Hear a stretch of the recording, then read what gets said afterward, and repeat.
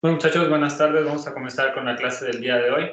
Pues por ahí ya estuve revisando algunos de los proyectos, de las versiones actualizadas de los proyectos para que se puedan poner a trabajar. Entonces, en este caso, si no reciben ninguna notificación de mi parte, significa que no hay ninguna modificación adicional.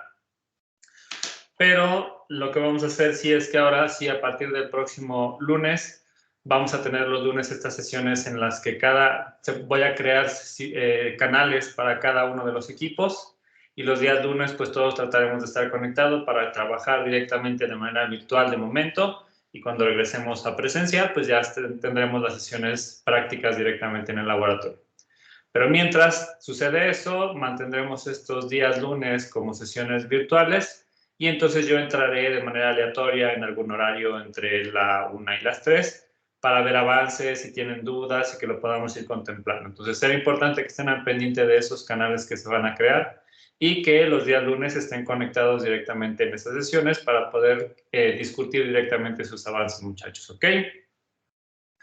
Pues bueno, el día de hoy pues vamos a comenzar directamente con lo que corresponde con nuestra segunda unidad.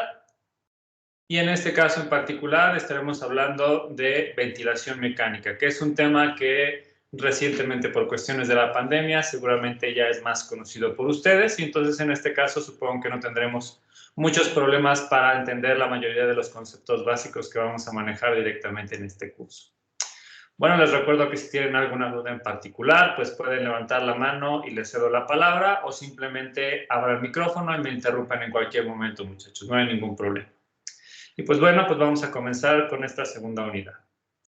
Entonces, de nuevo, así como hicimos con la primera unidad, tenemos que irnos directamente a la parte de los conceptos básicos relacionados directamente con fisiología, anatomía y funcionamiento directamente de las cosas dentro del cuerpo, para poder entender qué es lo que hace este equipo que sustituye alguna función de nuestro cuerpo humano. En particular con la parte de ventilación mecánica, pues tenemos que entender y hablar un poco acerca de lo que es el sistema respiratorio. Entonces, seguramente ustedes ya saben o deberían de tener presente que el sistema respiratorio es un sistema de conductos que básicamente involucra vías aéreas, pulmones, músculos respiratorios que básicamente permiten el movimiento de aire hacia adentro y fuera del cuerpo. Entonces, dentro de la parte del sistema respiratorio, pues nos podemos encontrar con cosas como puede ser la nariz y la boca, la tráquea, los pulmones, los bronquios, los bronquiolos y también los músculos que encontramos directamente en el diafragma. Entonces, todos ellos forman parte del sistema respiratorio, independientemente de que sean conductos o no. Entonces, en ese sentido, podemos decir que el sistema respiratorio es el encargado de realizar el intercambio gaseoso, en donde lo que nosotros buscamos hacer es captar oxígeno para que esto lo podamos mandar a sangre y oxigenemos todo el cuerpo, y eliminar los desechos del cuerpo, que en este caso corresponden con dióxido de carbono. De esta manera, el cuerpo, de manera interna, tiene una apropiada homeostasis y puede mantener todas sus funciones vitales trabajando de manera adecuada, ¿sale? Entonces, esa es la importancia que tiene nuestro sistema respiratorio. Ahora bien, el intercambio gaseoso, que es en realidad lo que nosotros queremos tener, queremos obtener esa materia prima que corresponde directamente con el oxígeno, se va a realizar dentro de lo que se conoce como el sistema alveolar. Entonces, aquí es en donde verdaderamente sucede este intercambio gaseoso oxígeno-dióxido de carbono a través de la difusión, y es importante mencionar que este intercambio gaseoso se realiza de manera pasiva, es decir, que no está involucrado algo en específico que accione directamente esta difusión, sino que simplemente sucede gracias a la configuración que tiene mi sistema alveolar. ¿A qué nos referimos con esto? Dentro de los pulmones, nosotros sabemos que vamos a tener lo que se conoce como alvéolos, que son estos pequeños saquitos que se encuentran en la parte final de cada una de las células dentro de los pulmones. Entonces, dentro de los alvéolos, nosotros vamos a encontrar que en la parte interna tendremos nosotros el aire, y en la parte externa existe una membrana muy delgadita que está siempre en contacto directamente con, en este caso, vasculatura, como lo son las arterias y las venas pulmonares. Entonces, en este caso, la pared del alvéolo y la pared de mi capilar tienen una cierta permeabilidad y entonces en este caso, por diferencias de concentraciones y diferencias de presiones, por difusión, yo puedo hacer este intercambio gaseoso. En el aire yo tengo una mayor cantidad de oxígeno y en la sangre yo tengo inicialmente una mayor cantidad de dióxido de carbono. Estas membranas permiten hacer una difusión, es decir, que pase el dióxido de carbono fuera y que entre el oxígeno, y esto lo mantenemos ciclando durante todo el tiempo. De ahí que tengamos primero que está en contacto con la parte de la arteria pulmonar para que se pueda oxigenar y en la vena pulmonar viene de regreso directamente al corazón para mandarse directamente. ¿Vale? Entonces debemos de tener entonces bien claro que los alvéolos son la unidad funcional del sistema respiratorio. ¿Qué significa esto? Que es el lugar en donde verdaderamente se realiza este intercambio gaseoso, que es lo que nosotros buscamos hacer directamente dentro de la respiración. ¿Sale? ¿Alguna duda hasta aquí? Bueno, recuerden que si no tengo una respuesta en 3-5 segundos, estaré asumiendo que no hay dudas, muchachos, y entonces continuaremos con la clase. Perfecto. Entonces, en términos prácticos, podemos decir que este aparato respiratorio tiene la función de desplazar volúmenes de aire del medio ambiente o la atmósfera hacia los pulmones y viceversa. Entonces, esta parte está relacionada directamente con lo que se conoce como ventilación pulmonar. A pesar de que la unidad funcional del sistema respiratorio corresponde con los alvéolos ya dijimos que el intercambio sucede de manera pasiva. Mientras yo le meta aire a los pulmones, la ventilación va a suceder directamente en los alvéolos. No tengo yo que hacer más cosas. Por lo tanto, este aparato respiratorio tiene esta función de desplazamiento de volúmenes de aire. Entonces, este desplazamiento se logra mediante lo que se conoce como el fenómeno de la ventilación pulmonar, la cual ya sabemos que es un proceso cíclico que consta de dos partes importantes, que es la inspiración y la expiración. Desde el punto de vista anatómico y fisiológico, debemos de entender que inspiración y expiración conllevan una serie de pasos particulares en todo lo relacionado directamente con este sistema respiratorio.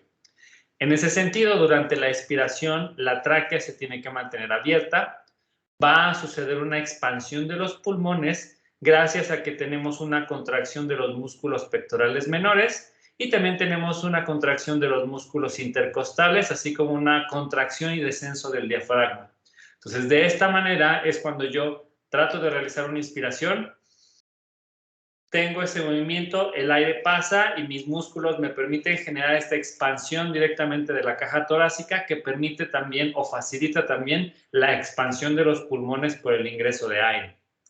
Por el otro lado, cuando yo tengo la parte de la expiración, la tráquea de nuevo se va a mantener abierta, voy a tener una contracción de los pulmones gracias a que hay una relajación en músculos pectorales menores, en los intercostales, y una relajación y elevación directamente de mi diafragma. Entonces, contracción y relajación muscular me permite generar la expansión o compresión de mi caja torácica y eso también es lo que facilita directamente el intercambio gaseoso, ¿sale? Entonces, en ese sentido, nosotros también debemos de entender que esta inspiración y expiración, pues pudiéramos categorizarla con otras características particulares. Debemos de tener bien claro que la inspiración es un fenómeno activo, es decir, que vienen involucrados directamente movimientos de contracción musculares que permiten generar esta expansión de la caja torácica para aumentar su volumen torácico. Y obviamente esta expansión de la caja torácica va a generar una presión intrapulmonar negativa. ¿Qué significa esto? Que vamos a tener una presión más pequeña dentro de los pulmones de la que tenemos en el medio ambiente. De esta manera, si yo tengo una presión negativa, voy a permitir o voy a facilitar que haya un desplazamiento de aire desde el interior, desde el exterior hacia el interior de los pulmones, ¿sale? Y es directamente por esta causa en específico. Entonces, en ese sentido, nosotros debemos de tener bien claro esta parte en particular. Fenómeno activo. Inspiración siempre va a ser un fenómeno activo. Es algo que requiere la acción de algunos otros músculos o de algunas otras partes del cuerpo para poder realizarse. Y en ese sentido, siempre yo debo de iniciar la inspiración de esta manera. Por otro lado, la expiración, en su mayoría, es un fenómeno pasivo. ¿Qué significa esto? Que yo no requiero alguna acción en particular para poder expirar, ¿sale? Mientras que en la inspiración yo requiero de contracciones musculares, en la expiración yo solo requiero de una relajación. Y relajación significa que no requiere una acción en particular, ¿sale? Por eso lo llamamos un fenómeno pasivo. Puede ser un fenómeno activo también la expiración, considerando el hecho de que yo puedo hacer expiraciones forzadas. Inspiro, expiro. Pero la mayoría del tiempo, mientras ustedes están tomando la clase o cuando están platicando con familia, amigos, cuando están haciendo cualquier otra actividad, ustedes no es que estén pensando directamente, tengo que estar inspirando, tengo que estar expirando, tengo que estar inspirando, tengo que estar expirando. No, no, no. Esto de alguna manera lo manejamos siempre de una manera cíclica, pero la parte de la expiración usualmente no nos preocupamos por esa parte de generarlo de manera activa. Siempre se mantiene como un fenómeno pasivo, ¿vale? Entonces, sucede también como un fenómeno pasivo debido a que lo que va a pasar es que con el ingreso directamente de aire hacia los pulmones, la presión intrapulmonar va a empezar a subir un poquito. Y en el momento en el que esta presión intrapulmonar iguala a la presión atmosférica, es ahí donde tenemos que se detiene la inspiración, porque ya no hay esa diferencia de presiones entre dentro y fuera, y entonces en ese momento es cuando se detiene y comienza la parte de la expiración. Entonces, en este caso ya sabemos que para la expiración hay una retracción de la caja torácica debido a esta presencia de presión intrapulmonar positiva. Y entonces en este caso tenemos un desplazamiento de aire desde dentro de los pulmones hacia afuera de ellos. ¿Ok? ¿Dudas aquí?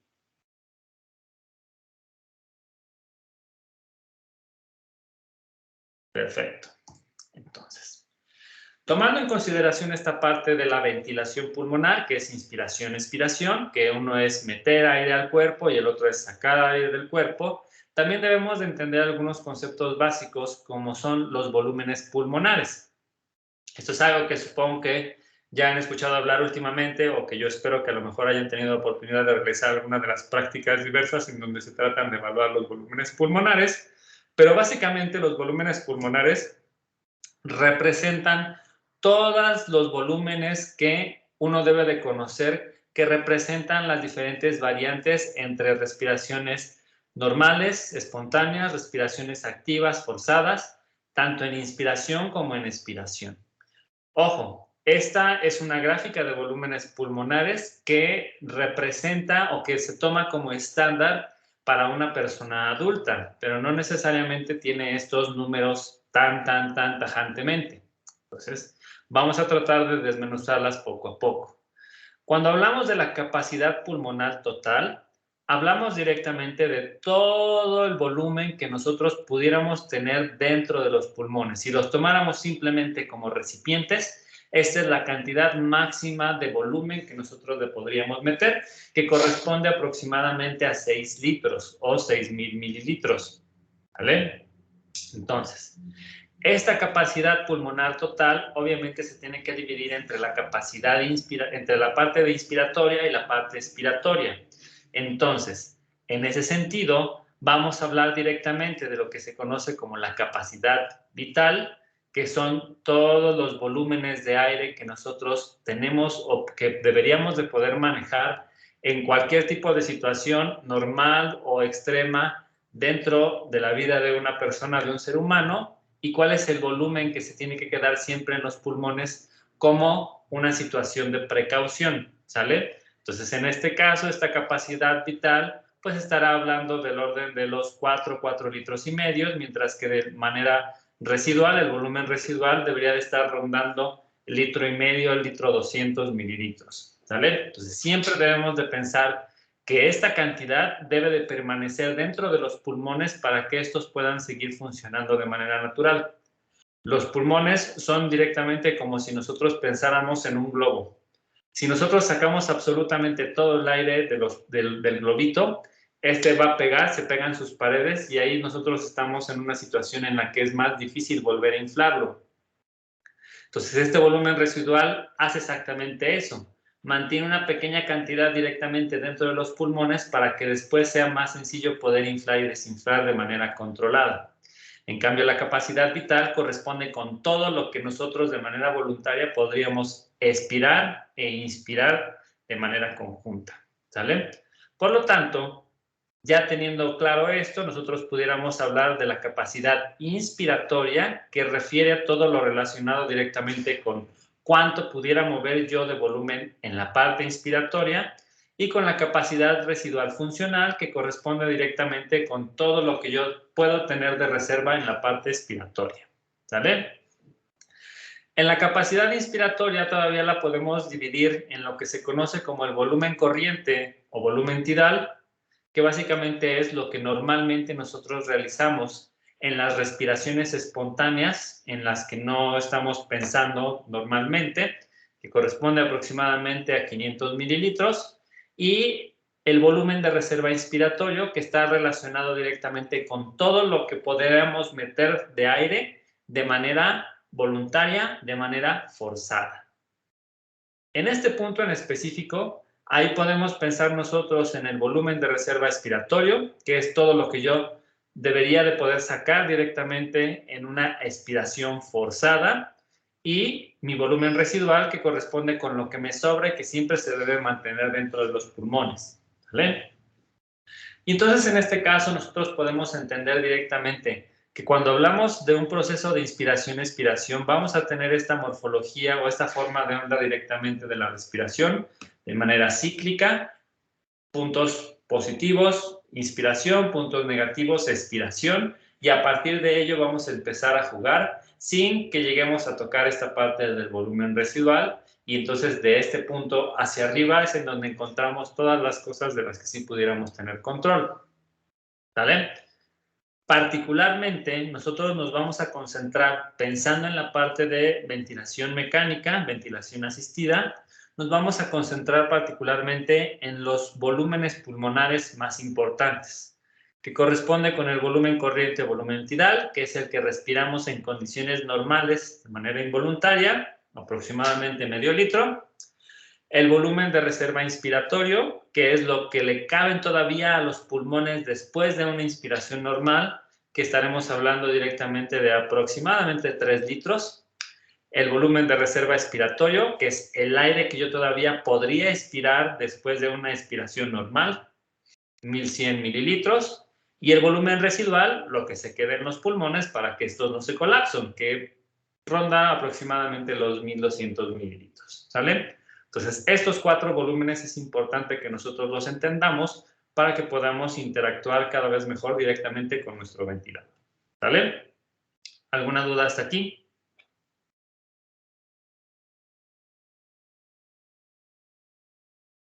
Perfecto. Entonces, debemos de tener bien claro que esta representación de volúmenes pulmonares es como un acuerdo o una convención que se maneja directamente para una persona adulta.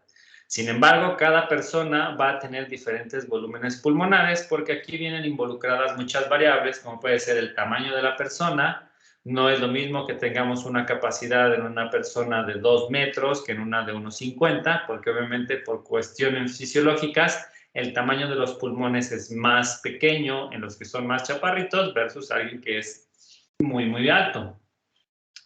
La complexión de la persona, si es una persona atlética, que hace ejercicio, que tiene un buen entrenamiento cardiovascular y que entonces está acostumbrado a tener una expansión constante directamente de las personas, o si es una persona que tiene sobrepeso, que casi no se mueve, y entonces en este caso obviamente toda esa cantidad de tejido graso acumulado alrededor de los pulmones, pues también genera una presión que complica directamente esto relacionado con la expansión de la caja torácica. Entonces, complexión, la edad, la condición física y muchos otros factores pegan directamente a cuál es el volumen pulmonar real de una persona. Por eso recordemos, las gráficas anteriores siempre lo vamos a tomar como el ejemplo ideal, pero para cada persona existen directamente volúmenes pulmonares específicos. Entonces, estos diferentes valores de volúmenes han sido tomados en cuenta para el diseño y las mejoras de los ventiladores mecánicos que tenemos hoy en la actualidad.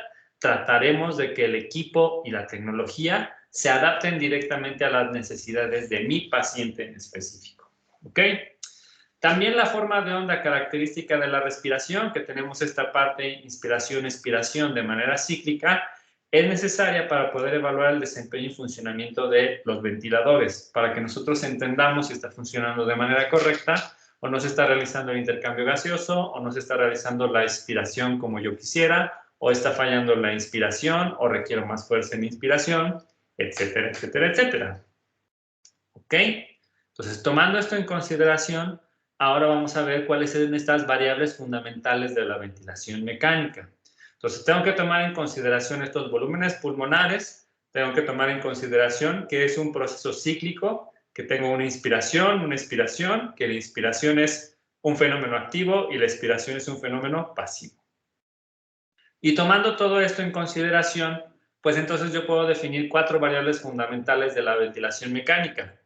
Voy a hablar de flujo, que es el fluido que se mueve a una cierta velocidad en un cierto tiempo en específico, que en este caso nosotros lo vamos a medir en litros por minuto. El volumen, que es la cantidad de fluido que no movemos confinado en un espacio determinado, que es en donde viene directamente el volumen que yo quiero estar manejando dentro de la ventilación mecánica.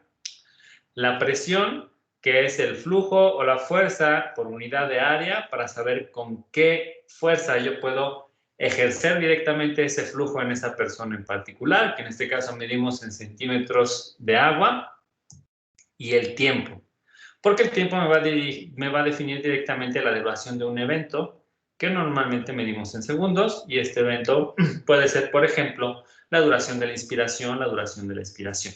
¿Vale? Entonces, estas 4 cosas son las que nosotros debemos de tener súper presentes cuando estaremos tratando de utilizar un ventilador mecánico.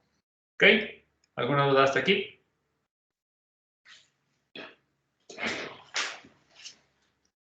Perfecto. Entonces, ya que entendimos directamente que desde el punto de vista del cuerpo humano, si yo quiero tener una buena oxigenación, requiero de alguna manera meterle aire al cuerpo, y ya que tengo aire dentro de los pulmones, entonces estos ya llegan a los alvéolos, y entonces en los alvéolos sucede por sí solo este fenómeno de intercambio gaseoso. Y entonces lo importante es que yo pueda mantener directamente este flujo de aire dentro del cuerpo y fuera del cuerpo, dentro del cuerpo y fuera del cuerpo, se mantenga siempre cíclico, inspiración, expiración, y el resto se encarga directamente los alvéolos de manera totalmente pasiva. Entonces, ya que entendimos esa parte en específico y que nuestro sistema respiratorio corresponde simplemente con algo que me ayuda a meter y sacar aire del cuerpo, pues puedo trabajar directamente en la definición de un ventilador mecánico. Entonces, este dispositivo lo podemos definir como un aparato electrónico y neumático, muy importante, que va a ser utilizado para ventilar de manera artificial los pulmones de aquellos pacientes que cuentan con una insuficiencia respiratoria. ¿Sale? Entonces, pacientes que acaban de salir de una operación y que estuvieron sobre un proceso de anestesia, pacientes que a lo mejor tienen demasiado sobrepeso, pacientes que han tomado o bebido o fumado durante muchos años en su vida y entonces ya tienen una cierta restricción en los pulmones. Entonces, en este caso es ahí donde nosotros necesitamos ayudarles directamente a nuestros pacientes. De forma técnica, el ventilador mecánico, también conocido comúnmente como respirador, en mucho tiempo a lo largo de la pandemia, básicamente me va a controlar la entrada y salida de gas a través de las vías aéreas respiratorias de mi paciente. Entonces, en este caso, mi ventilador mecánico básicamente es un dispositivo que mueve aire desde fuera hacia adentro del cuerpo del paciente y viceversa. Particularmente nos vamos a preocupar por la parte inspiratoria, porque ya dijimos que ese es un fenómeno activo. La parte expiratoria solamente la voy a monitorear para asegurarme que el intercambio gaseoso se realice de manera adecuada. Pero lo importante es entender que aquí nosotros estamos hablando de un sistema que va a estar enfocado directamente en meter aire al paciente de manera controlada. ¿Sale?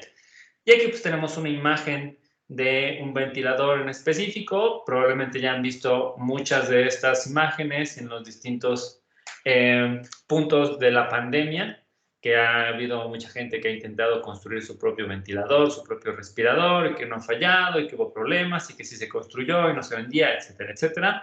Los ventiladores modernos tienen esta pinta más o menos, ¿no? Tenemos pantallas en donde podemos observar directamente cómo está la señal de respiración de las personas y se pueden monitorizar otros parámetros cuando se acopla, por ejemplo, con un monitor de signos vitales, en donde podamos estar revisando frecuencia respiratoria, frecuencia cardíaca, saturación de oxígeno, temperatura, etcétera, etcétera, etcétera. ¿Sale? Pero son estos equipos los que normalmente nosotros nos vamos a encontrar cuando hablamos de un ventilador mecánico. Ahora bien, ¿cómo podemos hacer una clasificación de estos ventiladores? La respuesta es relativamente sencilla y es que nosotros vamos a utilizar el tipo de tecnología para poder realizar esta clasificación de ventiladores mecánicos. Entonces, dependiendo de la tecnología, los vamos a poder clasificar en dos grupos particulares. Los ventiladores de presión negativa, que son como el que se muestra en pantalla, que también son conocidos como el pulmón de acero. Y vamos a tener también los ventiladores de presión positiva, que en este caso corresponde con los ventiladores que ya conocemos en los últimos años, han sido grandemente utilizados por cuestiones directamente de esta pandemia en la que nos encontramos. Entonces, vamos a ver información relacionada directamente con ambos tipos de ventiladores para entender directamente las diferencias y que sea mucho más claro. ¿Sale? ¿Alguna duda hasta aquí, muchachos?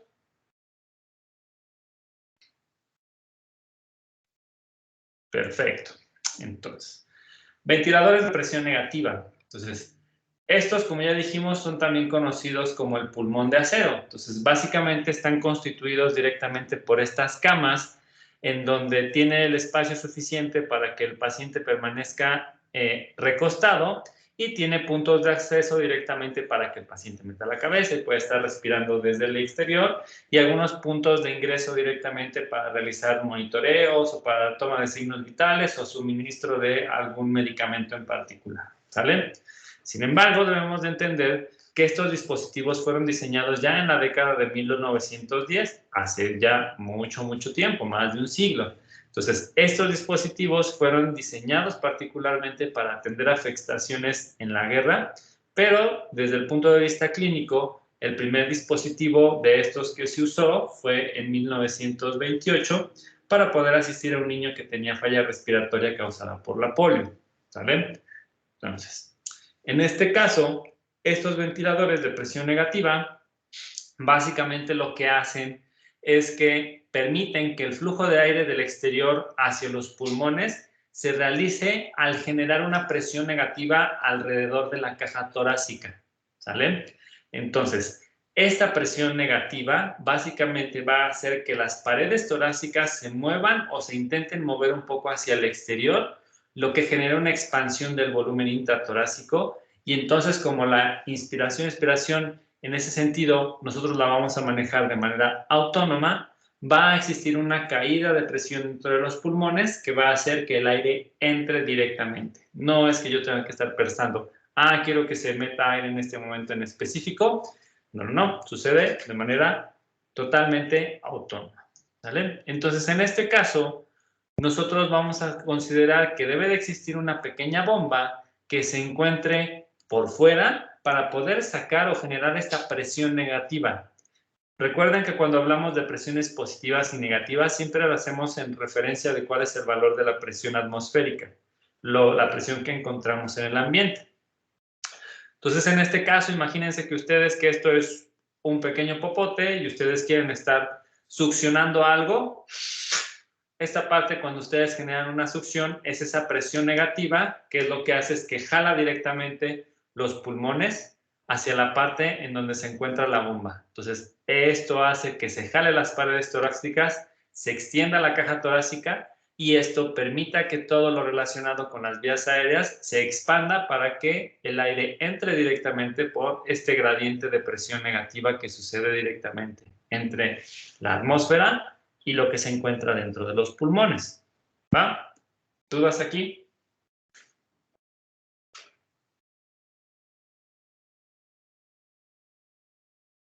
Perfecto. Entonces, este gradiente de presión que existe entre el medio ambiente y los pulmones es lo que permite el paso del aire hacia adentro de los mismos.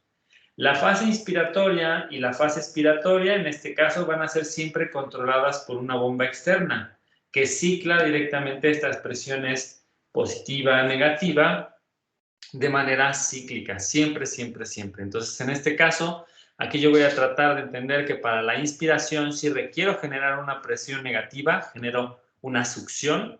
Esa succión aumenta caja torácica, el aire del ambiente entra en mi paciente, corto suministro durante un breve tiempo y entonces en este caso, este tiempo que yo relajo permite directamente al paciente que se genere la expiración.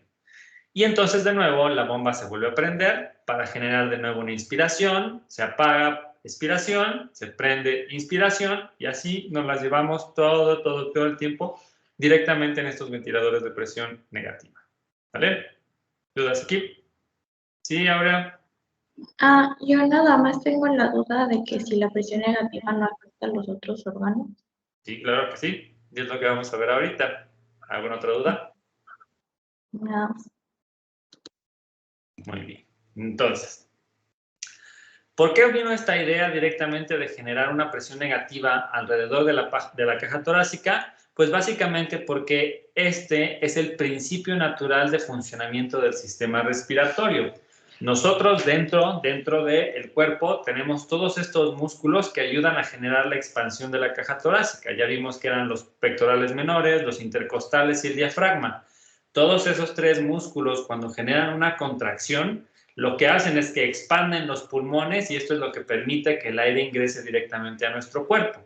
Si por alguna razón estos músculos ya no pueden tener una contracción suficiente para generar esta expansión, pues entonces es cuando se pensaba utilizar este tipo de ventiladores. Succiono la parte externa de la caja torácica para que si no tengo músculos ahí, de todas maneras esto yo pueda generar la expansión y el aire puede ingresar. Entonces, desde ese punto de vista, los ventiladores de presión negativa simulan de mucho mejor manera el funcionamiento natural del cuerpo. El problema es que, número uno, el diseño de estos ventiladores de presión negativa es muy robusto, es muy estorboso. Y entonces el hecho de que siempre tengas que mantener todo sellado herméticamente para asegurar que no haya ninguna fuga y poder realizar esta parte cíclica de expandir la caja torácica y después regresarla y volver a continuar esto de manera repetitiva durante todo el día, lo vuelve muy complicado. Además, el hecho de que todo mi paciente esté dentro de este pulmón de acero lo vuelve también particularmente complicado para poder monitorear directamente a mi paciente. Y entonces en este caso, pues siempre se tenía que hacer manipulación a través de estas rejillas en donde podíamos tener espacios para que los médicos pudieran meter las manos, por eso el diseño en particular, estos en particular corresponden con pequeñas ventanas y obviamente estos son los orificios en donde el especialista pudiera meter mano, hacer la revisión, cambiar cánulas, hacer alguna aplicación de medicamento, etcétera, etcétera, etcétera. Es muy complicado y estorboso. Y la segunda es que cuando nosotros aplicamos presión negativa en la pared abdominal, no solamente voy a jalar la caja torácica, sino que también voy a jalar el resto de los órganos, que es lo que preguntaba su compañera, y particularmente cerca de la superficie de la caja torácica tenemos un montón de vasculatura. Si nosotros generamos una succión y hacemos que la caja torácica se expanda, significa que tenemos que tener una presión suficientemente fuerte para poder detener este punto en específico. Y de ahí la necesidad también de que nosotros entendamos que el uso prolongado de los ventiladores de presión negativa pudiera generar una caída en la salida cardíaca o en el gasto cardíaco. ¿Qué significa esto? Que esta presión negativa, como permite directamente mover flujos de aire, debe de ser suficientemente fuerte como para que modifique directamente la cantidad de sangre que yo voy a estar trabajando en mi sistema circulatorio. Y entonces, en este caso, esa fue otra de las razones por las cuales esto no se veía viable en realidad. ¿Sale? ¿Dudas aquí? Entonces, sí afecta directamente a otros órganos, como es sistema cardiovascular, en este caso corazón y particularmente venas y arterias, que cuando nosotros generamos una pequeña succión, retiene un poco el flujo en ese lugar en específico y eso puede causar que tengamos una frecuencia más baja o una disminución directamente en lo que corresponde con la cantidad de sangre que yo voy a poder estar moviendo a través de toda mi vasculatura. ¿Ok? Entonces, Estos dos problemas en específico pues se han tratado de resolver, ¿no? Se intentaron nuevos diseños que solamente consideraran la caja torácica y de esta manera se podía mantener sellada la presión dentro de la cámara del ventilador. Sin embargo, lograr esto en una persona que se está moviendo mucho es bastante complicado. Y entonces en este caso, pues estos tipos de nuevos diseños pues parecían directamente como los primeros intentos de los trajes de Iron Man, ¿no? En este caso, este es un ejemplo de un ventilador de presión negativa que está más centrado particularmente solo en la caja torácica. Entonces, en este caso, pudiera tener el paciente mayor libertad en brazos, piernas, pero en ese sentido también tendríamos que considerar la parte de la funcionalidad directamente de este equipo. Entonces, a pesar de que el principio teórico y científico me fundamenta que yo puedo mantener esta parte de ventiladores de presión negativa, pues es importante destacar que no era una solución funcional a lo largo del tiempo. Entonces, este diseño, a final de cuentas, sí era muy estorboso e incómodo para el paciente y entonces en este caso pues se ha descartado su uso en la actualidad. Sin embargo, hoy en día todavía se usan algunos pulmones de acero para casos muy especiales, como puede ser el hecho de que tengamos una falla en los centros medulares de la respiración, característico en el síndrome de Ondine, o que no tengamos un control respiratorio, o debido a deformidades de la espina causadas por alguna otra enfermedad, como puede ser la polio. Entonces, en este caso, aquí es una imagen más moderna, más actualizada de una persona que tiene una deformidad de espina debido a la polio, y en este caso, pues, siempre tiene que estar conectado al pulmón de acero. Tenemos que entender directamente que la calidad de vida de ese paciente va a modificarse muchísimo porque siempre va a tener la necesidad de que alguien lo esté cuidando, no se puede mover, no puede realizar muchos movimientos porque eso también se agita. Y entonces en este caso tiene estas causas particulares el uso directamente de los ventiladores de presión negativa. Entonces, en ese sentido, debemos de entender que ya en la actualidad no son tan usados, pero para casos especiales, debido a este proceso tan natural que tiene, que es muy comparable con el que hacemos nosotros normalmente, se tiene una ventilación pulmonar que tiene muy poca resistencia.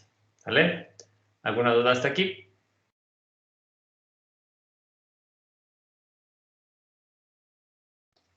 No, perfecto. Entonces, ahora vámonos a analizar los ventiladores actuales más modernos que son conocidos como ventiladores de presión positiva. Entonces, estos ventiladores llegaron a sustituir a los ventiladores de presión negativa por su drástico cambio de tamaño. Entonces, en este caso, aquí podemos observar un ala de ventilación en una nave de una base militar dentro de la Segunda Guerra Mundial, en donde podíamos observar cómo estaba todo lleno de pulmones de acero para poder ventilar directamente a todos aquellos pacientes que requerían atención. Versus, ahora este armatoste de varios cientos de kilogramos se convierte directamente en un dispositivo prácticamente portátil que nosotros podemos llevar a cualquier lugar dentro del hospital y ahí hacemos directamente la conexión, además de que tenemos parámetros de control y supervisión directamente de cómo funciona esto. ¿Vale? Entonces, estos ventiladores de presión positiva lo que van a hacer, se llaman así porque lo que van a hacer es generar un flujo inspiratorio aplicando una presión positiva, es decir, una presión que sea mayor a la presión atmosférica, que hablamos del orden de los 760 milímetros de mercurio o 10.7 pulgadas por pie cuadrado o PSI. Entonces, esta presión positiva se va a aplicar en las vías aéreas para que éstas puedan abrirse y entonces en este caso haya una facilidad de que el aire ingrese dentro de los pulmones. ¿Sale? Entonces en este caso, piensen que los ventiladores de presión positiva funcionan como si nosotros tuviéramos que inflar un globo. De manera inicial, si yo soplo con una cierta fuerza ligera, yo no soy capaz de inflar directamente el pulmón, entonces tengo que aplicar más presión positiva, tengo que soplar más fuerte para lograr que este comience a inflarse. Una vez que este ya se infló, el paso de aire, tanto a la salida como al regreso, se vuelve mucho más sencillo porque ya superamos este problema inicial, ¿sale? Superamos este flujo que yo tengo que tener que esté por encima de la presión atmosférica. Entonces, ya que tengo todo vías aéreas abierto, existe una tubería que se conecta entre el paciente y el ventilador. Esta tubería se conoce como el circuito de paciente y básicamente me va a permitir tener una conexión entre los elementos básicos del ventilador y mi paciente. Ya hablamos directamente de monitores de signos vitales, a lo mejor se requiere otro tipo de procedimiento y entonces en este caso siempre nosotros vamos a mantenerlo, ¿sale? Entonces, es la manera con la cual vamos a mantener este ciclo ventilatorio, esta ventilación pulmonar de manera constante durante mucho tiempo, sin necesidad de que mi sistema esté respondiendo. ¿Ok? Entonces, en este caso, esta es la representación más burda y sencilla de cómo está constituido directamente un ventilador o un respirador y en específico de presión positiva. Voy a tener conectado directamente con mi circuito de paciente que corresponde con tubo corrugado. Lo pongo directamente en contacto con el ingreso de algunas de las vías aéreas de mi paciente, puede ser boca, puede ser nariz. Y a partir de ahí yo tengo un controlador, que es el equipo, que básicamente me dice cuál es el flujo inspiratorio que yo debo estar entregando y cómo puedo estar utilizando la parte del sistema de control de exhalación.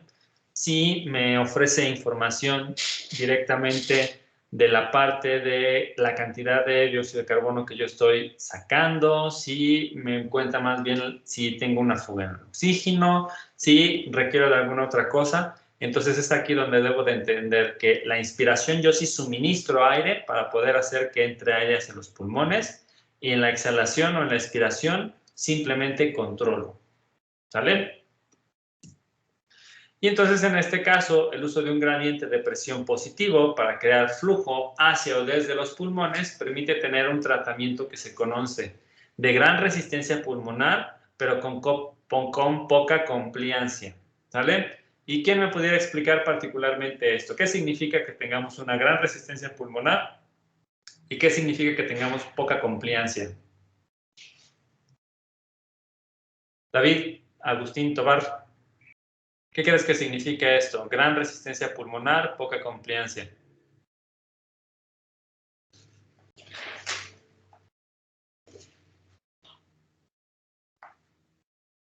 David.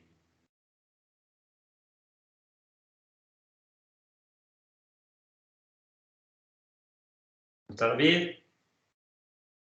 La una, las dos. Bueno, tenemos un compañero conectado, pero ausente. A ver, Edgar, ¿qué significa para ti gran resistencia pulmonar, pero poca compliancia? La verdad es que no entiendo muy bien a qué se refiere con poca compliancia. Como que no entiendo a qué se refiere.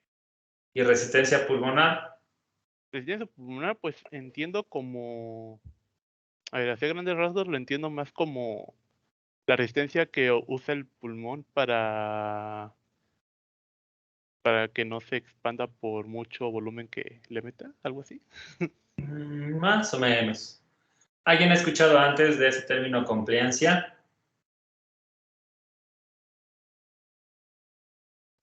¿No Es como la capacidad de distenderse del pulmón o algo así. Correcto. Entonces es la capacidad de distensión. Las vías aéreas, ustedes recuerdan directamente, son vías que se pueden expandir y se pueden contraer. Todas las tuberías que nosotros tenemos a lo largo del sistema respiratorio tienen esta posibilidad de que crecen o se contraen, así como por ejemplo la vasculatura. Entonces en este caso se habla de que tendremos un tratamiento de gran resistencia pulmonar porque significa que de cuando mis tuberías se encuentran prácticamente cerradas, yo voy a tratar de meter una presión positiva que me permita romper esta resistencia pulmonar, pero que una vez que está abierto, la facilidad con la que se va a mover el flujo por el resto de mi sistema de conexiones de tuberías del sistema respiratorio va a ser tan sencillito que voy a poder desplazar sin mayores problemas. No voy a generar ninguna lesión, solamente tengo la necesidad de tener un punto inicial con el cual inicio la inspiración y el resto fluye. Y después corto sin mayores problemas, ¿sale? A eso nos referimos con gran resistencia pulmonar, pero poca compliancia. Rompo la resistencia pulmonar que tiene vías aéreas y después el paso de aire a través de todos estos es relativamente sencillo. Por eso regresamos directamente con la analogía del globito. Inflar un globo también es algo que requiere una gran resistencia pulmonar, pero con poca compliancia. Cuando ustedes logran meter aire, con que sea un poquito directamente en el globo, después es más sencillo. En la parte inicial, por eso luego estiramos directamente el inicio, tratamos de que haya menos resistencia, que esté más aguadito directamente el globo. Y cuando soplamos por primera vez, hasta se nos inflan los cachetes, ¿no? Tenemos que superar una cierta resistencia que tiene la boquilla del globo.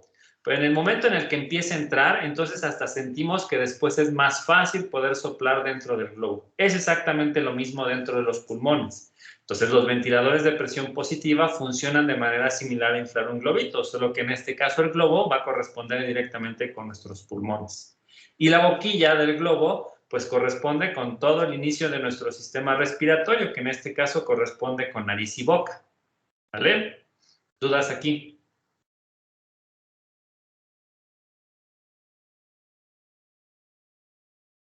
¿No? ¿Nada? Perfecto.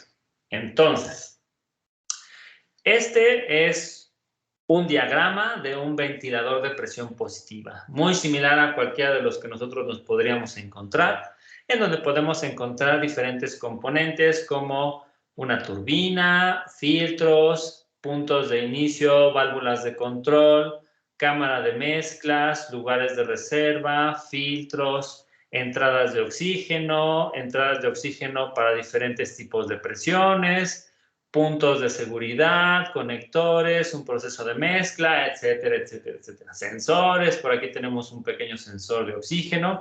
Entonces, cuando nosotros observamos directamente un diagrama a bloques de un ventilador de la marca que sea, podemos encontrarnos una cosa horrible como la que observamos aquí.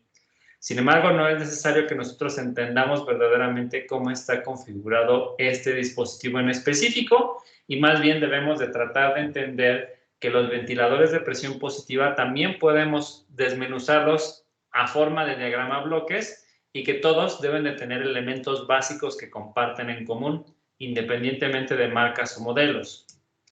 ¿A qué nos referimos? Todos van a tener diferentes funcionalidades, diferentes modos de programación y estas funcionalidades van a ser muy específicas de cada marca o de cada ventilador. Pero lo importante es que nosotros podamos recordar que es un ventilador de presión positiva, que es algo que yo quiero hacer simplemente para meterle aire a los pulmones y que entonces en este caso busco una manera sistemática de poder hacerlo y poder estar revisando después que la inspiración es adecuada y la expiración también está funcionando.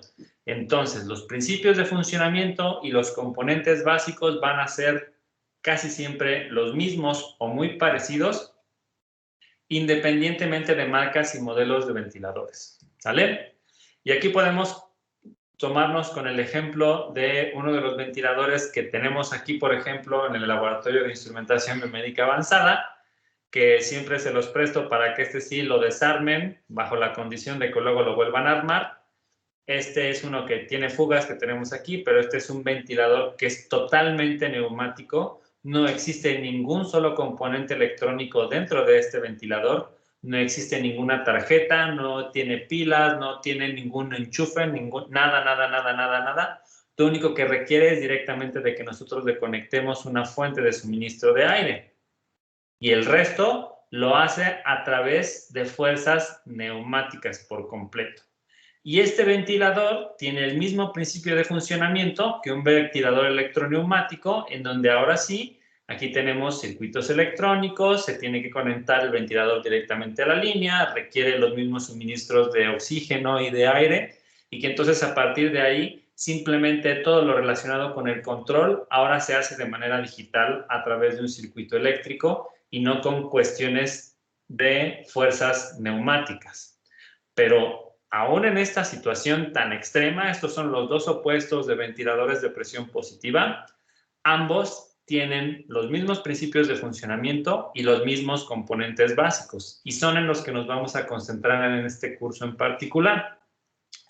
Ustedes probablemente han entrado a alguno de los diversos talleres o webinars de ventilación que se han brindado para los alumnos aquí en la UASLP, y en esos particularmente se concentran como que en los más modernos, o hablan en particular de la tecnología de esa empresa o de esa marca, y debemos de entender que todas esas particularidades, a final de cuentas, son características o casos muy especiales que yo requiero a partir de las generalidades que tengo de mis componentes básicos y principio de funcionamiento. No está mal, pero todos funcionan de la misma manera. ¿Ok? ¿Alguna duda aquí?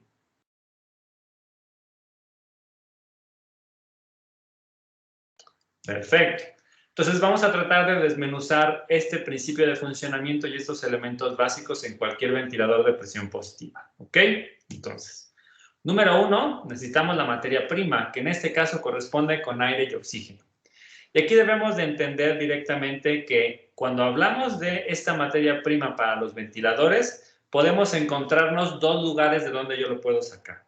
Corresponde con esas tomas de gases para suministrar oxígeno y aire medicinal, que los podemos tener tanto en las tomas murales que se encuentran dentro de la infraestructura del hospital, están dentro del edificio y solamente tenemos ahí los puntos de conexión, o los podemos tomar de tanques, ¿sale? Es decir, que hay un elemento externo que yo pongo directamente para suministrar esta materia prima.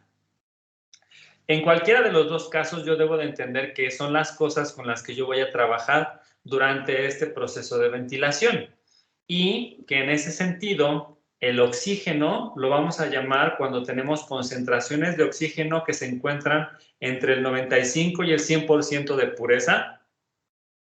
Y que el aire medicinal va a ser una mezcla de diferentes gases, como puede ser un 70% de oxígeno, un 30% de nitrógeno, en esas proporciones aproximadamente, y que el aire medicinal, es el que simula al aire que nosotros respiramos del medio ambiente. Ya sabemos que el nuestro que respiramos está más sucio, está más cochino, tiene un montón más de cosas, pero digamos que es el que nos ayuda directamente a ajustar las necesidades de mi paciente. Recordemos que nosotros estamos acostumbrados directamente a respirar un aire que no es tan limpio, que no tiene altas concentraciones de oxígeno, y que entonces en este caso podemos generar algún problema a mi paciente si yo le mando oxígeno puro durante un largo periodo de tiempo. Entonces, por eso tengo que asegurarme de que lo puedo mezclar un poquito con este aire medicinal, ¿sale?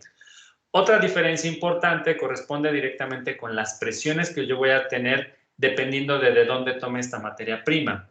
Las tomas murales usualmente deben de manejar presiones de 55 psi, mientras que los tanques tienen mucha más grande presión de aproximadamente 2200 psi. Esto significa básicamente la presión con la que se mete esta materia prima dentro de estos contenedores. Cuando hablamos de tomas murales, significa que nosotros tenemos un lugar dentro del hospital donde se genera este gas, ya sea aire o oxígeno, y se suministra por todos lados. Entonces, en este caso, esto es lo que genera una división directamente de la presión inicial y se mantiene relativamente baja. Por otro lado, esas grandes cantidades de volumen de aire o de oxígeno, cuando se meten en un cilindro más compacto, más pequeño, va a requerir de una mucho mayor presión para poder mantenerlos ahí dentro. Y entonces, en este caso, pues es importante que reconozcamos que por eso se manejan esos valores en tanques en particular. ¿Sale? ¿Dudas aquí?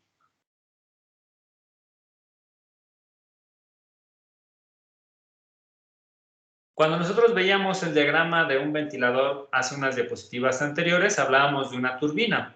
Y entonces, en este caso, en algunos modelos, sobre todo en los más antiguos, vamos a poder tener la posibilidad de tener esta turbina para que esta turbina chupe aire del medio ambiente y lo tome en lugar de que nosotros tengamos este aire medicinal. Entonces, el aire medicinal es mucho mejor porque se evita todos los contaminantes directamente que tiene el medio ambiente y solamente me deja los principales para tener una buena ventilación, oxígeno y nitrógeno, pero en muchas ocasiones también es una buena manera en la cual podemos meterle aire del medio ambiente al paciente para que pueda empezar a acoplarse mucho mejor, ¿sale? Por eso existe esta turbina en específico, para que tengamos este ingreso directamente a materia prima a través del medio ambiente.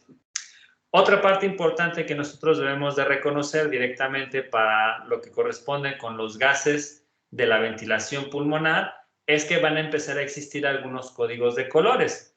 Casi siempre vamos a encontrar en hospitales que en color verde, ya sea en las tuberías o ya sea en los tanques, vamos a tener identificado que corresponde con el color del oxígeno, mientras que el amarillo va a corresponder con el aire medicinal, ¿sale? Y esto también se debería de contemplar directamente para la parte de tanques que nosotros pudiéramos encontrarnos de este tipo de gas en particular.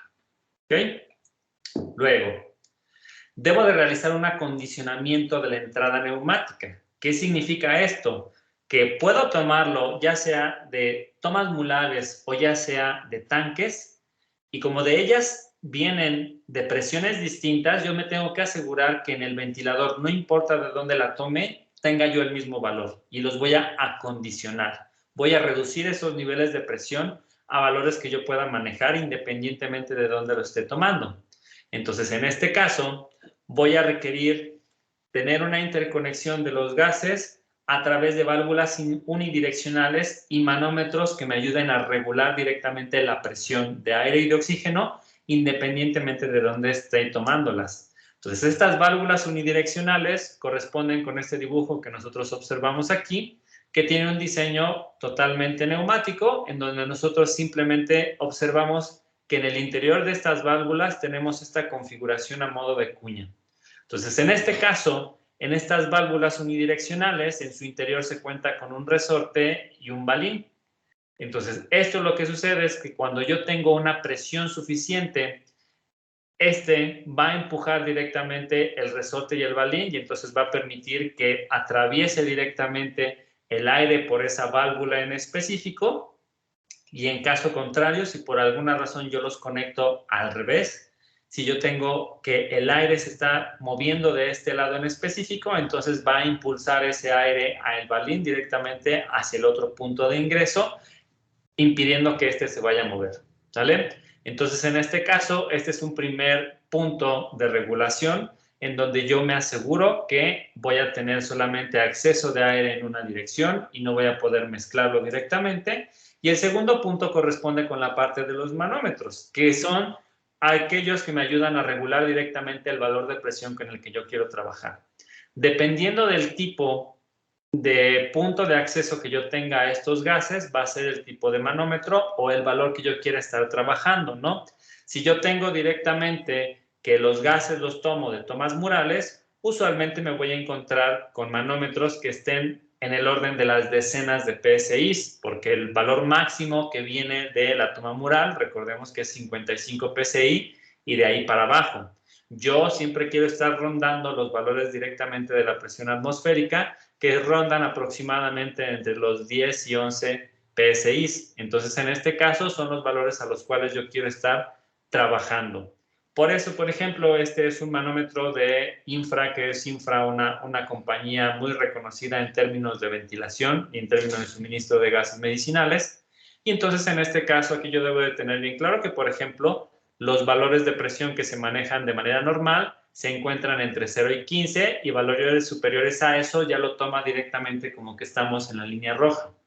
Aquí podemos encontrar un manómetro que funciona para ambos lugares. Tenemos un punto de acceso directamente para los casos en donde yo tengo tengo tomas murales, que de nuevo trabajaremos con pocos valores, y tengo un punto de conexión para cuando viene directamente de la parte relacionada con los tanques, que vemos directamente que tiene un rango de valores de presión mucho más amplio, recordando que de los tanques viene de 2200 PSI. Entonces, es la manera con la cual yo me aseguro que independientemente del valor que yo tenga de presión en el inicio, lo voy a condicionar para que lo pueda manejar mi ventilador sin mayores problemas, ¿sale? La intención es que yo los maneje a valores que estén cercanos a la presión atmosférica, que es lo que está acostumbrado el paciente a manejar. Eso significa que de 55 PSI yo debo de bajarle más o menos a 12, o de 2200 PSI, de nuevo yo debo de bajarle más o menos a 12. A eso es a lo que llamamos el acondicionamiento de la entrada neumática.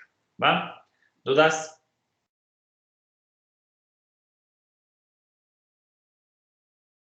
Perfecto. Entonces, ya lo acondicioné, ya lo tengo a valores muy similares, ahora tengo que hacer una mezcla directamente de mi oxígeno. Entonces, en este caso, ya habíamos dicho directamente que nosotros no estamos acostumbrados a respirar oxígeno con altas concentraciones o con alto grado de pureza. Entonces, en este caso, nosotros tenemos que adecuar directamente mis gases de entrada a la mezcla que pudiera necesitar ese paciente en particular. Entonces, en este caso, la concentración de deseada de oxígeno puede variar entre el 21 y el 100% de ese valor de oxígeno que yo estoy manejando al ingreso, ¿sale? Recordemos que este oxígeno eran valores entre 95 y 100, y en el mezclador de oxígeno yo tengo estos valores entre 21 y 100 respecto del valor de pureza que tenga este punto inicial, ¿sale?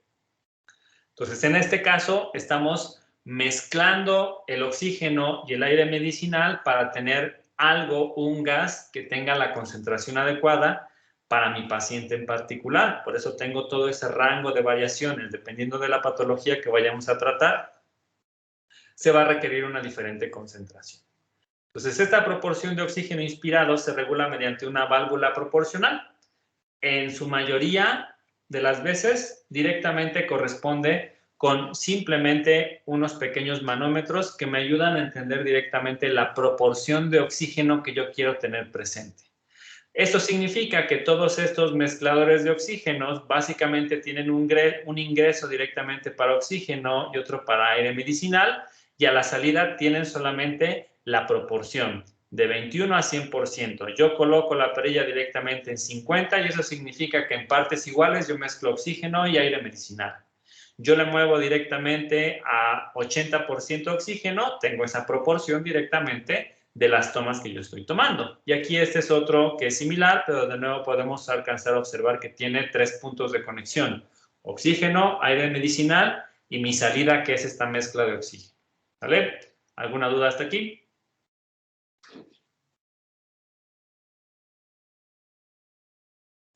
Perfecto. Entonces, ya llegamos directamente a tener una mezcla adecuada, a la presión adecuada, que es lo que normalmente respira mi paciente. Entonces, ahora me voy a ir a la parte de tenerlo en un lugar listo y filtrarlo para el momento en el que el paciente lo necesite, que en este caso hablamos del acumulador y el filtro. Entonces, en este caso, aquí ya tenemos una mezcla adecuada que mi paciente puede inspirar, pero no se la puedo mandar directamente a mi paciente porque obviamente yo requiero de tener un cierto flujo hacia el paciente en específico y poder mantenerlo para tener esta parte cíclica y rítmica de la inspiración y la expiración. Entonces, en este caso, requiero tener siempre el control sobre la salida del ventilador. Por ese motivo es que yo requiero tener un acumulador, que básicamente se conoce también como reservorio o fuelle, para que yo pueda almacenar directamente esta mezcla de oxígeno que ya está lista para mi paciente y poder suministrarla directamente a placer. Entonces, en este caso, estamos hablando directamente de esto: es un reservorio o un acumulador o un fuelle, corresponde directamente con estas partes que parecen acordeones, en donde básicamente si yo le suministro mezcla de oxígenos, estos comienzan a inflarse, comienzan a crecer, y yo después, estos pueden tener diferentes volúmenes, 1 o 2 litros, y después, dependiendo de la demanda directamente de la ventilación, yo puedo sacar cantidades particulares que van a representar el volumen corriente que yo quiero mandarle a mi paciente, ¿sale? Entonces, en este caso, a la salida normalmente de estos acumuladores yo debería de contar con un filtro que me asegure la eliminación de cualquier partícula no deseada que se encuentre directamente en tomas murales, en tanques, en la mezcla en particular, o que incluso se pueden venir directamente dentro de el gas que yo estoy tomando como materia prima inicial. Entonces, es simplemente un sistema de protección para asegurar que cualquier partícula pequeña no deseada por el cuerpo, yo la pueda eliminar. ¿Vale? ¿Dudas aquí?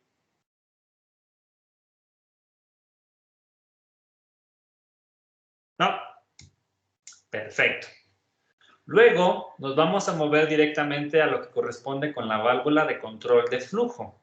Entonces, ya tengo acumulado, ya tengo suficiente, ya lo filtré. Ahora, ¿cómo le digo a mi ventilador que se lo tengo que mandar a mi paciente? Y entonces, en este caso, la válvula de control de flujo es el cerebro del ventilador, ¿sale? Este me va a permitir la apertura y el cierre del flujo inspiratorio, así como las diferentes variaciones en magnitud y duración. Entonces, en este caso, van a existir sistemas de control que son completamente neumáticos y sistemas de control electroneumáticos. Y estos últimos son los utilizados por los dispositivos más sofisticados, más modernos, que sí ya requieren el uso de electrónica y microcontroladores para poder hacer esta parte en específico. Así como veíamos directamente en el ventilador totalmente neumático, verdecito, el verde que veíamos ahí, y en uno electroneumático, tengo yo que decidir cómo voy a estar mandando directamente este flujo de aire hacia mi paciente para la inspiración. Entonces, ¿cómo se decide? Está hecho dentro de esta válvula de control de flujo. Entonces, no vayan a pensar que la válvula de control de flujo corresponde directamente con un solo componente. La válvula de control de flujo es el concepto de decir, todos estos elementos me ayudan a controlar cómo yo le digo al ventilador que me mande la presión a mi paciente. Dependiendo del ventilador, dependiendo de la tecnología, puede cambiar esta válvula de control de flujo. No es única, existen diferentes versiones, diferentes tecnologías y se requiere de diferentes cosas para poder controlarlas, ¿sale? Por eso, en los más modernos requerimos de microcontroladores para poder tomar una decisión adecuada de cuándo mandamos directamente. En la parte de los neumáticos no tenemos ese control en específico, ¿no?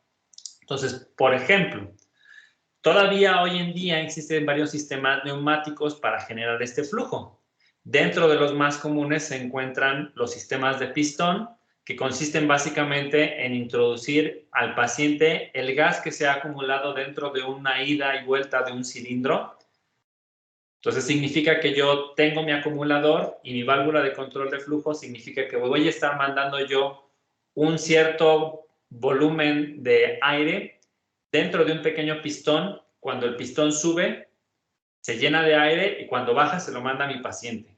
Y el tiempo que se tarda en subir y bajar es el flujo, es el control que yo voy a estar manejando, como si fuera un pistón directamente de cualquier otro tipo de motores o algún otro elemento en particular. Ese sistema de pistón yo le puedo controlar directamente qué tan rápido se mueve. El volumen siempre va a ser el mismo dentro del pistón, pero qué tan rápido se va a mover lo puedo controlar y entonces tengo una manera de controlar el flujo hacia el paciente. Hay otros sistemas de válvula de tijera o de pinza que básicamente pellizcan el tubo de salida accionado directamente por un pequeño motorcito gradual que permite una regulación de apertura de la tijera. Entonces, en este caso, siempre tengo un elemento que está presionando la tubería y tengo un pequeño motorcito que genera una cierta fuerza para poder abrirlo y luego se apaga el motor y eso se vuelve a cerrar. Entonces, ahí de nuevo yo puedo regular en este caso la cantidad que puedo generar esa fuerza para que se abra la pinza, o puedo cambiar la duración, o puedo cambiar la intensidad, puedo cambiar muchas cosas en específico, ¿no? Pero es ahí donde nosotros nos referimos que la válvula de control de flujo no corresponde con un solo elemento, no piensen que es solo una válvula, así como la válvula unidireccional, sino que corresponde con el algoritmo o la tecnología que yo defino para controlar cómo le mando el flujo a mi paciente, ¿sale? Entonces, estos sistemas de pistón y de tijera son de los más sencillos que todavía se usan en la actualidad. En algunos de ellos, como en el de tijera, a lo mejor ya tenemos algunos componentes electrónicos y ya no es 100% neumático, pero es una forma sencilla de controlarlo. Sin embargo, mientras más fácil sea este control, menos parámetros voy a tener de modificar directamente sobre la ventilación de mi paciente. Y entonces, en este caso, no los voy a poder adaptar directamente a las necesidades de mi paciente en específico. Y es por ello que pensamos directamente que estos controles corresponden mucho más con las tecnologías más viejas, robustas, funcionales, pero viejas, que no le permiten tener una buena terapia ventilatoria a lo largo de todo el proceso a mi paciente. Es decir, no siempre vamos a necesitar la misma cantidad de flujo o la misma frecuencia respiratoria o el mismo tiempo de duración de las inspiraciones, siempre debe de cambiar, porque mi paciente puede ser que a lo mejor durante el inicio de cuando se le está suministrando la anestesia para que se quede dormido, va a requerir una cierta ventilación. Durante el proceso de la operación a lo mejor requiere de otro tipo de ventilación. Cuando está despertando de la anestesia requiere otro tipo de ventilación. Cuando le quito el ventilador, lo estoy preparando para que ya respire él solo, necesito de otra respiración, y entonces es ahí donde tengo que pensar que este cerebro del ventilador requiere de muchas otras variables para poder dar una terapia mucho más adaptable a mi paciente en términos de ventilación mecánica. ¿Sale? ¿Dudas aquí?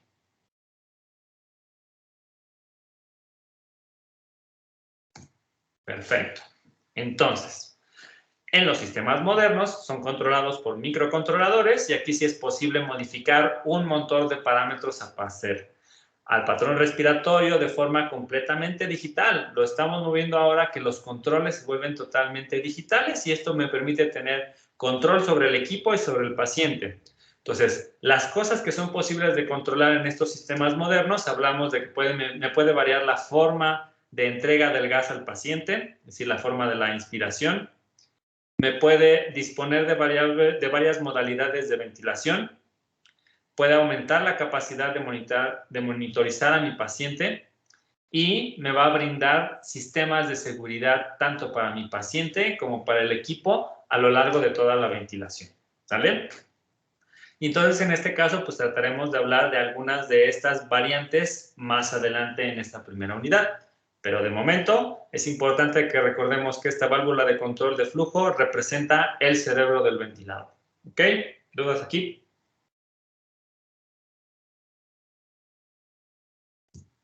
Perfecto. Vámonos a lo siguiente. Ya le dije cómo se va a mandar el flujo a mi paciente, pues ahora sí ya se lo voy a mandar. Entonces, lo primero que yo tengo debe de ser un sensor de flujo. Entonces, para los sistemas modernos, los sensores de flujo es un aditamento particularmente de seguridad que me permite monitorizar dos cosas en específico. Número uno, que el flujo que yo le programé al equipo sea el que me está entregando, porque aquí ya se lo voy a mandar al paciente. Y me tengo que asegurar de que esto esté bien calibrado para no causarle un daño directamente a mi paciente en sus vías aéreas durante el proceso de inspiración. ¿Sale? Y el segundo punto, estos sensores de flujo también me van a poder ayudar a monitorizar el flujo aspirado para saber si la ventilación se realiza de forma adecuada. ¿Sale? Es decir, yo le estoy mandando a mi paciente un flujo X, yo espero ver el mismo flujo Y a la salida. Si por ahí veo que hay un flujo X que estoy mandando y sale mucho menos, significa que en algún lado o hay una fuga o algo no le está funcionando bien al paciente porque no está sacando lo mismo que yo le metí de aire, y eso no debería de suceder. Entonces, en ese sentido, aquí es en donde yo puedo estar observando que puede haber un comportamiento raro directamente en la parte de la ventilación hacia el paciente. El equipo puede funcionar muy bien, pero a lo mejor de repente me encuentro que hay una obstrucción en algún lugar de las vías aéreas.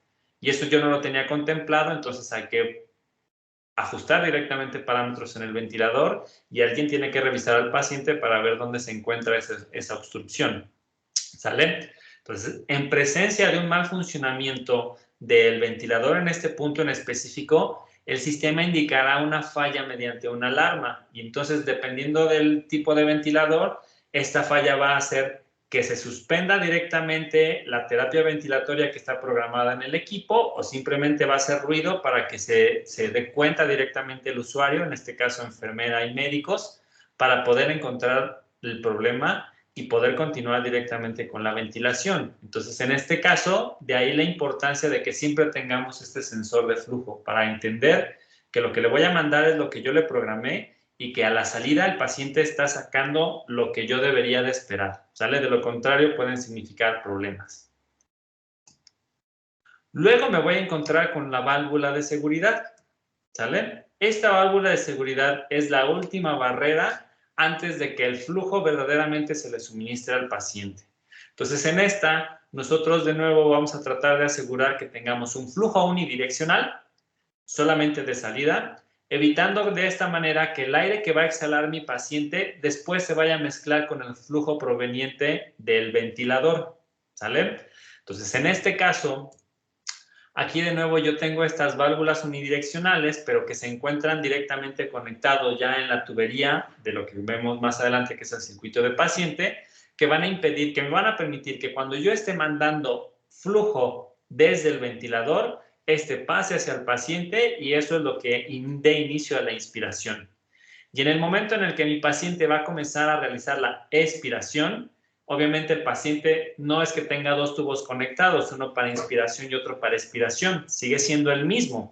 Pero entonces en este caso, la tubería tiene la posibilidad de que por un camino va a permitir la parte de la expiración, que tiene el camino de regreso al sensor de flujo, pero el camino de la expiración no puede regresar por el camino por el que yo le mando la inspiración.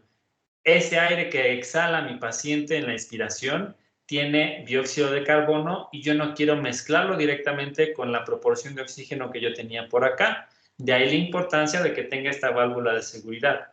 ¿Vale?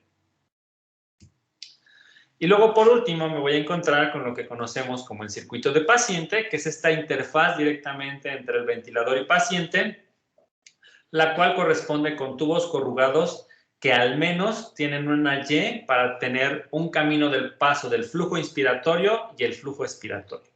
Decimos que al menos puede tener una Y porque en muchas ocasiones este circuito de paciente se puede controlar de distintas maneras, como este que nosotros observamos aquí, en donde tenemos un camino de flujo inspiratorio, un camino de flujo expiratorio y este se conecta dentro de la boquilla que va al paciente.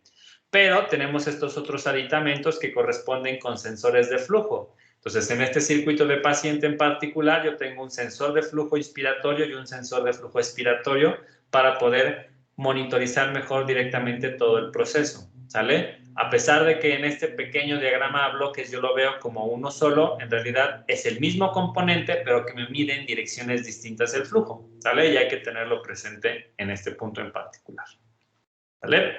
¿Dudas aquí?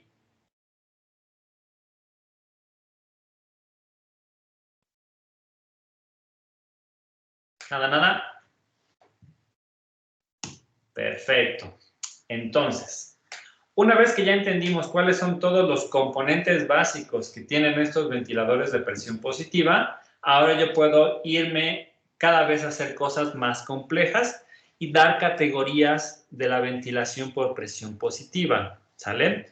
¿A qué nos referimos con estas categorías? Los ventiladores de presión positiva pueden clasificarse de acuerdo con el tipo de variable que controla mi ciclo inspiratorio, ¿sale? Recordemos que la expiración, ya dijimos que es un fenómeno pasivo, entonces sobre esa no tengo control y solo la tengo que monitorizar, pero para la inspiración ese sí es un fenómeno activo y tengo que tener alguna de las 4 variables que yo vi hace rato que sea la que me lo controle, que me controle el inicio de la inspiración. Entonces, tradicionalmente existen 2 categorías. Yo puedo decir que la ventilación puede ser ciclada por volumen o que la ventilación puede ser ciclada por presión. Sin embargo, existe una tercera categoría que son ventilaciones cicladas por tiempo, que básicamente han sido agregados en últimos años para casos especiales como pueden ser de pacientes neonatos, en donde no es tan sencillo estimar cuál es el volumen que debería de meterle a un pequeño neonato y a qué presión, si tiene problemas y requiere de un ventilador, es mejor que yo me asegure tiempos específicos, frecuencias respiratorias muy particulares, independientemente del volumen o de la presión que yo esté manejando, y me aseguro que sean tiempos cortos para que no vaya a generar ningún daño en particular. Pero en la mayoría de los casos, en la mayoría de los ventiladores electroneumáticos, aquí ya no estamos tomando en consideración la categoría de los neumáticos, vamos a encontrarnos que los ventiladores modernos tienen posibilidad de cambiar esta clasificación. ¿Ventilamos por volumen o ventilamos por presión? ¿Ok? ¿Dudas aquí?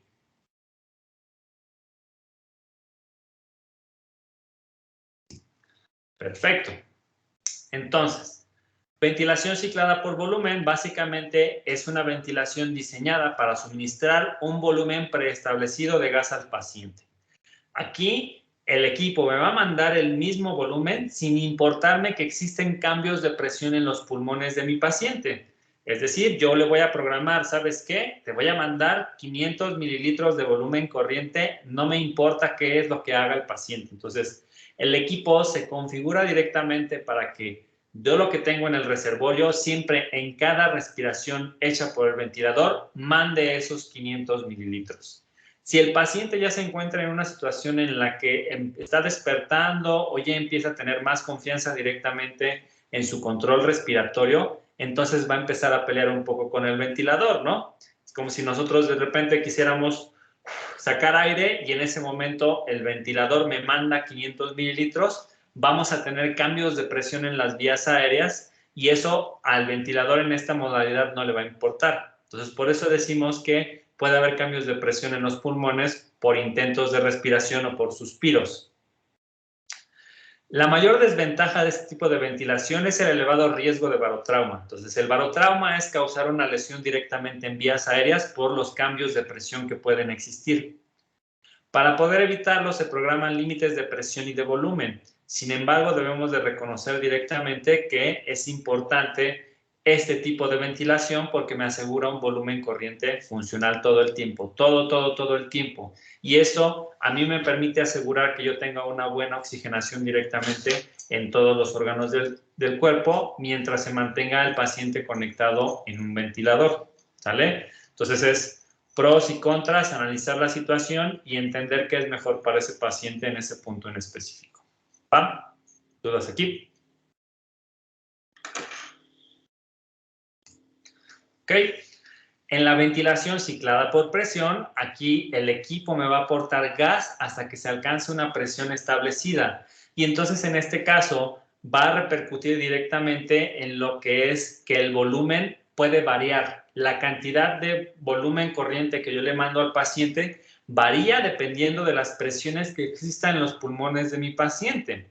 Entonces aquí yo voy a fijar un nivel de presión preestablecida y puedo tener que cuando yo alcance ese nivel de presión, el volumen varió, porque si mi paciente está luchando conmigo, no deja que ingrese ese aire en específico, se genera el nivel de presión que yo ya preestablecí, entonces ahí va a cortar la inspiración y tiene que esperar de nuevo a que se vuelva a producir el ciclo inspiración-expiración. Entonces, el volumen es invariante. Sin embargo, aquí vamos a encontrarnos que como toma en consideración la presión interna de los pulmones del paciente, entonces aquí puede ser mucho más amigable directamente con todas las vías aéreas. Y en este tipo de ventilación es más recomendado en situaciones que se requieren ventilaciones a corto plazo, porque estamos hablando de situaciones en las cuales el paciente ya quiere respirar por sí solo y significa que probablemente ya no va a requerir de usar el ventilador por mucho más tiempo. ¿Vale? ¿Alguna duda hasta aquí, muchachos?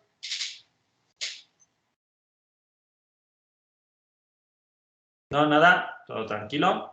Perfecto. Bueno, ya son las 2:34, entonces vamos a dejarle hasta aquí el día de hoy. Continuamos el día viernes, muchachos.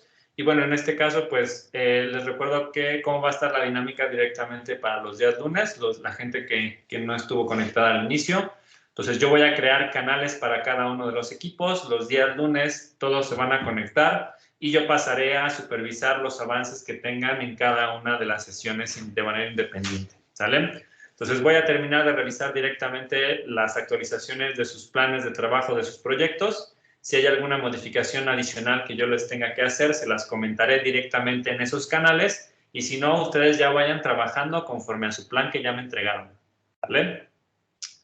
Pues bueno, muchachos, ¿alguien tiene alguna duda en particular? Okay. Si no hay dudas, de momento sería todo por el día de hoy, muchachos. Les agradezco y nos vemos el próximo viernes. Gracias. Hasta el próximo viernes, profe. Gracias, hasta el viernes. Gracias. Hasta luego.